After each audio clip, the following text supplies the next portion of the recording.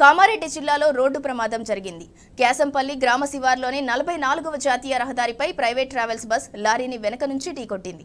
ఈ ప్రమాదంలో ఒకరు మృతి చెందగా 28 మందికి గాయాలయ్యాయి.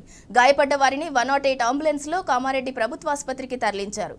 మృతుడికి అల్ఫర్స్ ఖాన్ అనే విద్యార్థిగా గుర్తించారు. బస్సు ఆదిలాబాద్ నుంచి హైదరాబాద్ వైపు వెళ్తుండగా ఈ దుర్ఘటన జరిగింది.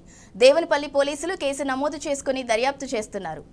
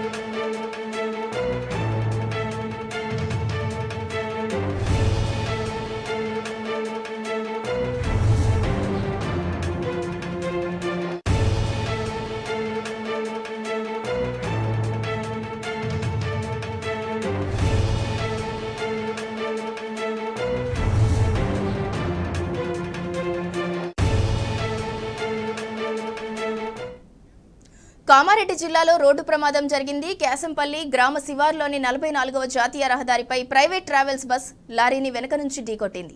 ఈ ప్రమాదంలో ఒకరు మృతి చెందగా 28 మందికి గాయాలయ్యాయి. గాయపడ్డ వారిని 108 అంబులెన్స్లో కామారెడ్డి ప్రభుత్వాసుపత్రికి తరలించారు. మృతుడిని అల్ఫర్స్ ఖాన్ అనే విద్యార్థిగా గుర్తించారు. బస్సు ఆదిలాబాద్ నుంచి హైదరాబాద్ వైపు వెళ్తుండగా ఈ దుర్ఘటన జరిగింది.